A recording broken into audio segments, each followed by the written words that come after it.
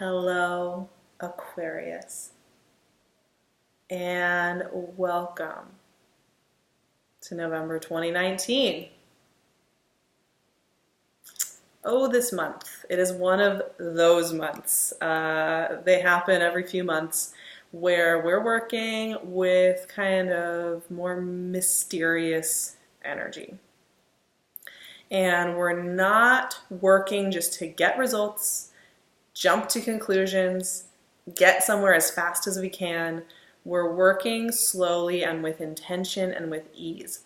And that's everybody. For you, Scorpio season is always really interesting, Aquarians, especially if you're an Aquarius rising, but honestly, no matter what, because Scorpio is highlighting, the way you connect to the external world, kind of your identity in the external, and how you move through the world and what ripples you make in the world, right? And of course, this month we have Mercury retrograde until November 19th or 18th in Scorpio.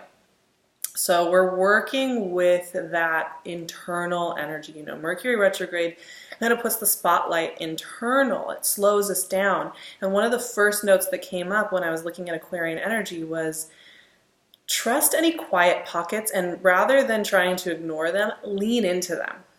Get curious about those quiet pockets. Get curious about those spaces in your life that are kind of there and you're like, what's going on there? And just go there, go with it, let it pull you with it, instead of trying to either avoid it or change it, right? And manhandle it. Because I will tell you one thing right now, the energies, especially Scorpio energy with the sun moving through Scorpio, manipulation doesn't really work. We can't manipulate situations. And I'm not even talking about you manipulating other people. I mean, we do it to ourselves. We manipulate ourselves. And we try and make elements in our lives work for us, right? We're like, okay, things are this way, but we're not accepting them for what they are. We're like trying to make them into something else, right? And we cause a lot of pain. And a lot of times we use a lot of energy trying to make things be something else that they're not and not really get anywhere. And then as soon as we relax in, right? The light bulb moment comes, the idea comes, the right email comes, and the right connection happens. And that is really what this month is all about. We have a full moon in Taurus on the 12th during this Mercury retrograde, which is going to be highlighting your home, your environment, your internal space. You may find that full moon really pulls you to the quiet internal. And into your moonlit landscape where you want to be checking in. We have a new moon, and then, of course, as the sun moves into Sagittarius, the energy lightens a little bit for Aquarians. It's a lot. Sagittarian energy is extremely beneficial to Aquarius. I think Sagittarius energy may be one of the best energies for Aquarius in the entire zodiac, because it's also wanting to ask weird questions. It's also wanting to get in there. It's also wanting to get things moving and curious, right? So as the sun moves into Sag on the 22nd, we're going to have a new moon in Sagittarius on the 26th, and that's going to be really refreshing. But with that being said, I will say for Aquarians this month, just kind of keep in mind, the star, your card came out, you guys. I love that. Oh, the star is such a great card. Who can argue? Who can argue in the age of Aquarius, the star coming out for your reading? I love it. But one thing I will say, this month is going to be very precise when it comes to what is coming into your field of vision and what is not. Things that don't come, or things that you're like trying to grasp onto and they don't, that's not meant for you. And things that move into your life with ease are meant for you. And there really isn't going to be a lot of confusion about that. Nine of Wands. As things go well, as things start to move, there's a voice that sometimes likes to come in and say, what if things aren't as good as they seem? The moon, right?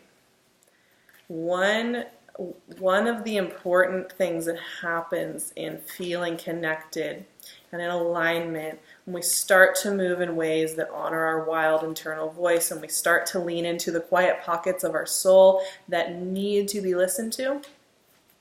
Oops. Queen of Swords, Page of Cups, is we get the chance to hear the voice that's resistant to it and love on it a little bit and let it become let it fold into the rest of the experience so that it can take a deep sigh and not be on your shoulders anymore, right? The goal is never to destroy or kill off that voice. The goal is to hear it and let it subsume into you so that it can dissolve. Page of Swords. Pages. We've got some ideas coming in. We've got some new, fresh perspectives coming in. King of Wands. Yeah, there's a lot of vision here. There's a lot of visionary energy working with you, Aquarians, this month. And Page of Wands. Wow. Okay, 3 pages. Yeah. Visionary is a great word for your energy this month as I'm like feeling through it. That refining process is really important here because I think your vision of your life and what matters to you and what you want it to look like is going to be really changed this month. Or not even changed as much as you have new insights coming in. You have new light bulb moments that are shifting that around for you. Now, for some of you, that's going to be like how your relationship looks. For some of you, that's going to be your life mission, your life purpose, how you're sharing of your voice. For some of you, that's going to be a work or lifestyle thing. But there's a shift going on here in the dynamic of the way you see yourself and the way you see your vision. And it's macro lens here. So when I say macro lens, what I'm talking about here is sometimes it's about just being in the moment in the day-to-day, right? And that's always good, the micro lens. Just savoring that tea and that walk and that book and that conversation and that moment of peace, right? Of course, micro lens always has to be there. But sometimes we get infusions of energy it's really about, okay, the intentions you set this month, the way you can click into who you are and listen to your wild soul voice and lean into those quiet pockets and the information you get from the quiet pockets is helping you set your course to get into alignment with a frequency that is opening up much longer range transits for you. And I say that because, we start with your card, the star, the visionary. The star is the ultimate healer and also the ultimate expansion energy, right? Like, it's not about just kind of saying, yeah, I guess I could kind of wish for this half-baked idea. It's like going ahead and just wishing for, just letting yourself enjoy the fantasy of connecting in with what it is that you want, right? Really letting yourself fully go there, not shutting your heart off like that 30%, right? It's like you let your heart guide you, you let your soul guide you like a certain amount, and then you're like, okay, that's enough. That's enough. I don't want to push too hard, so I'm just gonna, and then of course it never really all flows, right? The star is that invitation to like, let yourself play the wouldn't it be nice if game, which is an Abraham Hicks concept that they talk about. Wouldn't it be nice if I had the clients I wanted and I had the resources I wanted? Wouldn't it be nice if I had that balanced partnership with somebody who really embraced me for just who I am? Wouldn't it be nice if I had my full energy back? Wouldn't it be nice if I woke up every day and my body was functioning great? Whatever it is that you're working with, the star energy is the invitation to that. Now, that's the thing that's so interesting here, right? Because that 9 of Swands is kind of the voice that, this is that thing that happens where we're kind of trained that the grounded voice of reason that says that's not possible is more correct, right? Like, it's just kind of taught in school and in practicality that, you shouldn't be thinking in these bigger terms. Like, probably things aren't going to work out and probably you shouldn't just stick with what's known, right? That's like kind of been instilled in us. It's not necessarily who we are, but it's just kind of there in the ether. And so that voice, we each have a version of that voice. And that's kind of 9 of Wands. It's wary. It's wary of growth. It's wary of change. It's wary of getting hurt again. And when we're growing, when the vision is coming in, this voice kind of wants to be included almost. And that's where I'm saying, instead of trying to destroy that voice and burn it and eviscerate it and say, shut up and go away, this is a great opportunity to sit with both the expansive voice and that voice, that little voice that wants to keep you safe. Honestly, this is going to be a month where journaling for both of those, letting them free write, letting those voices be free written on a page, will be so illuminating for you, because you'll see the things you're asking for feel really good to connect with, and that the things that the voice that wants to protect you doesn't really have that much to say, and it's okay that it's there, because it's not going to stop you, and it becomes a lot less threatening when you see it on the page. So that's one thing I would say. But here's the thing, whatever it is that you're wishing for, whatever it is that you are connecting with and moving forward on, is really deeply linked with your emotional health and with your emotional journey, and is really deeply linked with something that feels tender and sensitive to you. So this isn't just something fun and light and fluffy on the surface. This moon energy is asking for some part of you that feels really vulnerable and tender to share to come forward. And that's part of this big vision, right? And of course, you know, vulnerability doesn't require us to be vulnerable 100% of the day to every single person we ever see in every single project. No, no, no. You know, we save our vulnerability for the people and for the projects and for the situations that honor our souls equally, right? And feel good. So even if it's scary, even if it's a little, it requires courage, it feels good. There's reciprocity in being vulnerable. You are met with equal love and vulnerability, right? So we save our vulnerability for the things that make sense. But that moon, it's always a call, right? It's a call to bring something that we feel is just for this internal space up and out and into the world. And that is what this moon is telling me. Now, the thing is that we look at these first three cards and this whole internal process going on, and then it is these other energies, these connective energies all around you, Aquarius, that I'm loving seeing, because I know that you all have felt somewhat isolated, either just within a specific area of your life where you've kind of had to muddle through it mentally on your own, to some of you really feeling like you haven't found your tribe, you haven't found people that you really wanted to connect with, and feeling just a little bit shut off sometimes from these experiences. There's been kind of a long workshopping going on with you being pulled into more of the spiritual realm. And what I'm seeing with all these cards, Queen of Swords, Page of Cups, Page of Swords. I'm trying to pick them all up and hold them in my hand. King of Wands, Page of Wands.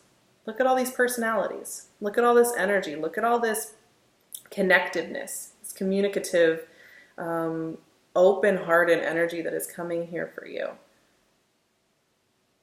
You know, these are perspective-changing energies. These are visionary energies.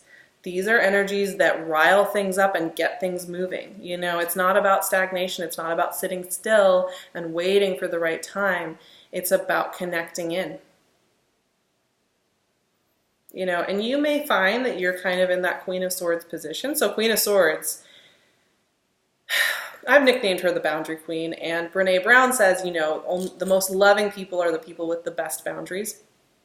And so her good side is she's great at communicating. She's great at getting to the point. She's great at saying, this is where I draw my line and where I'm going to have to step back or step forward, what have you. The shadow side is that she can be really afraid of being open-hearted, right?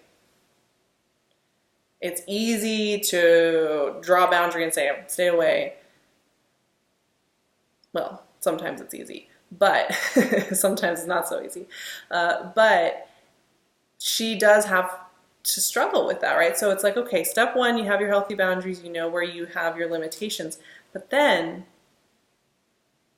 you're invited on a journey with these pages and with this King of Wands too. And the Page of Cups is an open-hearted page. Wants to connect, wants to feel, wants to be emotively connected. Page of Swords, fresh perspective, taking a leap of faith, going for something, expressing something that's been maybe hiding in this moon energy this whole time, letting somebody know how you actually feel, letting your voice be heard, putting it on a page, sharing it, writing that song, connecting in. You know, these are energies of action, communicative action, and you using your voice, using your inherent knowledge to connect with others. Now, keep in mind, you know, I don't like to get superstitious about Mercury retrograde. It happens 3 or 4 times a year.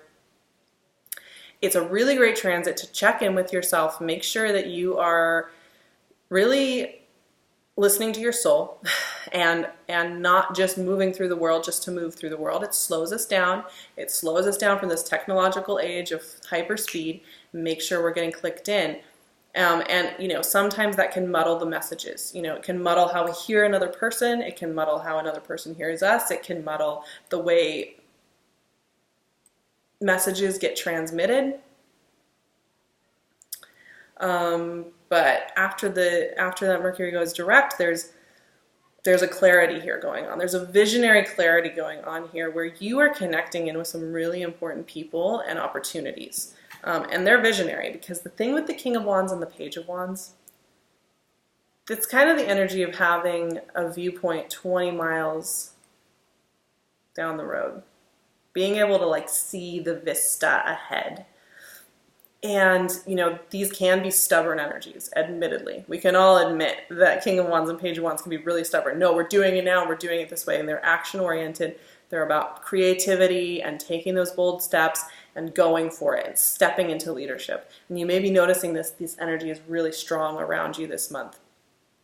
But they're also going to take you with them forward into life. So whether you're stepping into this role or you're noticing you're clicking in with somebody with this energy, what's happening there is there's a growth factor going into the next phase of life. And like I said, all that, you know, 3 pages, a King of Wands, a Queen of Swords, there's a reshuffling of what your future looks like. There's a new understanding of what that vision is and what your identity within that is. And there could be some surprises in there. Like I said, this month is delivering information in surprising ways, and ways that are kind of more directly linked to source, more directly linked to our inner being.